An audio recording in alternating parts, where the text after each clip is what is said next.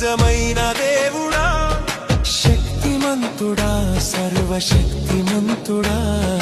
నీవు తప్ప ఎవరు నాకు లేనెలేరయ్యా, నిన్ను తప్ప వేరెవరు